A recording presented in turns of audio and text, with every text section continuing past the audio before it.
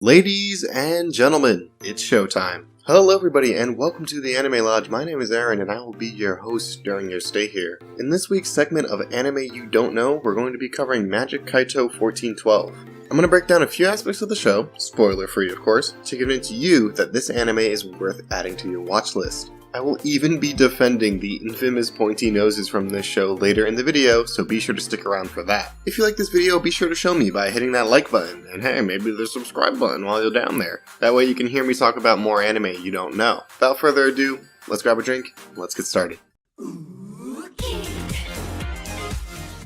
Magic Kaito 1412 follows the exploits of Kaito Kuroba, a teenager whose father mysteriously died 8 years prior to the beginning of the show. One day, Kaito discovers the secret identity of his father, the famous phantom thief, Kaito Kid. When a criminal organization that has ties to the death of his father starts seeking out a powerful gem known as the Pandora Gem, Kaito takes up the name and mantle of Phantom Thief to bring the organization to justice. Night after night, Kaito Kid takes to the city, stealing precious gems to find the Pandora Gem before his enemies do.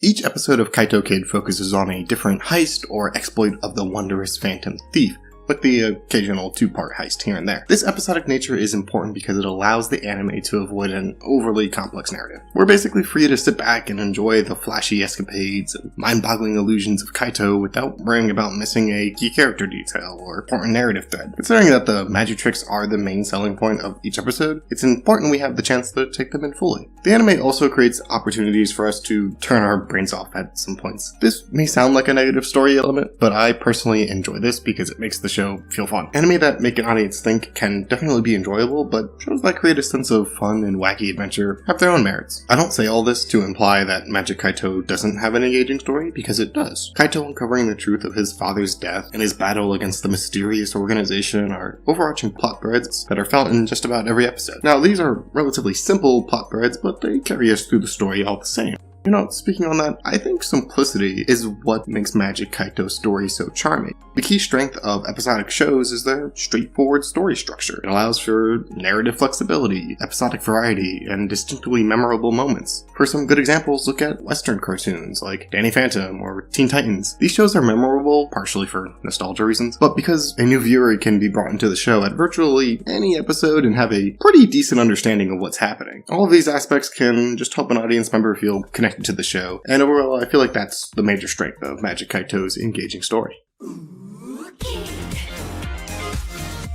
Kaito is a fun protagonist. I honestly can't think of any other words to encapsulate his character. Well, I mean, I'll try, I'll give you a few. He's charming, clever, and he definitely has the Phantom Thief vibe down to a T.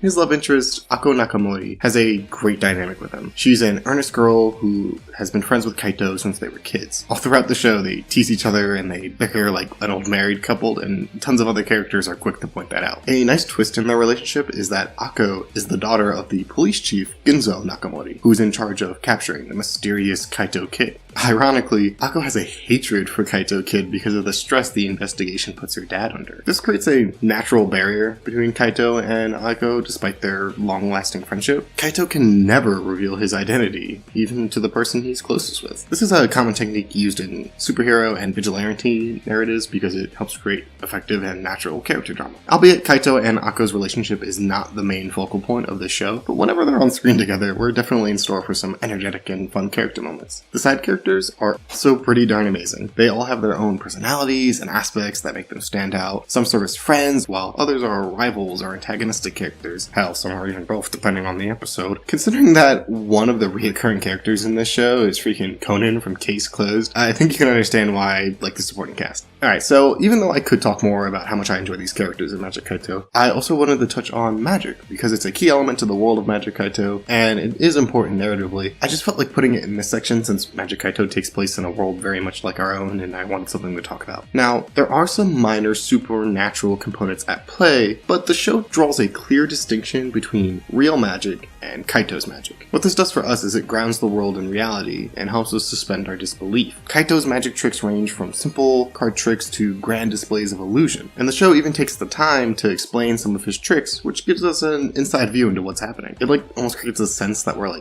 in on it. It's a really cool feeling. But for some other tricks, we're told a minimal amount of information, and this gives us the perspective of the spectators who get to view Kaito's magic. We get to fully take in his illusion as if we were in the audience. However, because we get to see the explanations for some of his tricks, we understand that Kaito isn't using actual magic. Yes, he does some impressive feats, and they seem mystical, but we know that's not the case. This helps invoke the feeling of a real-life magic show every episode. All Kaito has are his skills, wit, and preparation beforehand to perform some Herculean task, and this is important because it creates a sense of excitement and anticipation as we wonder what show we're going to get to view next. The world of Magic Kaito is one of showmanship, and it's just cool that we get to be in the audience the entire time. Quick side note here, I've been doing magic for about 7 years, so it's awesome to see sleight of hand and real life magic techniques at play in Kaito's magic. Just a little extra detail that really makes me appreciate the show.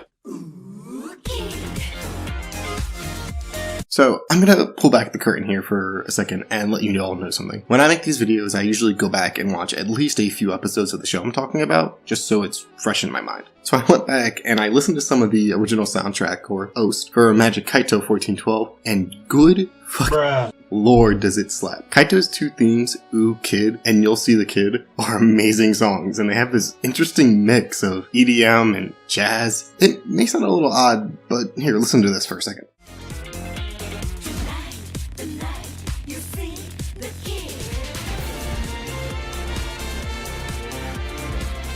Awesome, right? Whenever you hear this song, you know Kaito is about to flex on literally anybody in a 3-mile radius. Alright, I exaggerate here, but I think good soundtracks are able to condition us for impactful moments. Think about one of your favorite moments from a show or a movie. It doesn't have to be anime. I guarantee you one of the things that you can remember is the music that was playing during that scene. Whether it's connected to a strong emotional beat or an epic fight scene, music is important for setting a tone and creating association. Trust me, Magic Kaito knows how to do just that with his music. The undertones of jazz really capture the Phantom Thief vibe, and there's this fair share of other tracks that help invoke feelings of mystery and wonder. If you need some other examples, look at the two openings to the show, I No Scenario and Kimi no Matsusekai, because those songs really do help capture that feeling of magical wonder that I'm talking about. Now, I could go on about the music all day, trust me, but I think I need to address the pointy-nosed elephant in the room, the visuals. People I've talked to about this show are turned off by the art style and the character designs, and I mean, look at those noses. Why are they so pointy? I'm gonna give my hot take here. A nose that stands out is better than no nose at all. I know I'm really dividing the community over this one, but hear me out. Many anime characters in recent memory don't have noses, or they're barely visible. This is obviously a stylistic choice that's done to draw our attention to other features on a person, like them big ol' eyes, or those big ol' something else. Or, maybe it saves them a little bit of time because you don't have to actually draw a nose in order for us to understand what a person looks like. Here's the thing, people have noses in real life, so why shouldn't anime characters? You know what I'm saying? And before anyone brings up realism with Magic Kaito's noses, you're gonna tell me that this is more realistic than this? Here's the kicker. I don't think either are supposed to be realistic. It's anime, and a lot of times traits, physical or otherwise, are exaggerated on purpose. In my mind, the character designs in Magic Kaito stand out, and they're far more unique than some other shows. Trust me, I've seen a lot of anime, and I can pick out a character from Magic Kaito far easier than another show because of those noses. At the end of the day, I understand it comes down to personal preference, and I'll be honest, at first I didn't like the character designs. I held out on the show for a little bit because I thought they were goofy and weird looking, but they grew on me. I realized that the designs match what kind of show Magic Kaito is. A fun, goofy, adventurous ride. Also, once you get used to it, it honestly really doesn't stand out all that much. And now, because of all this, I am now an advocate for more noses in anime. We will begin the protest next week. I hope you're all ready to join me. This is not how I anticipated this video going. Anyways, Magic Kaito 1412 is one of my personal favorite anime. The show is a quick 24 episode watch, and it will take you on a ride with those 24 episodes. You can find the show on Crunchyroll, and if you enjoyed hearing me ramble about anime, drop this video a like and hit the subscribe button. I'd really appreciate it. Anyways, thank you for watching, and I will be seeing you next time you check out the lodge.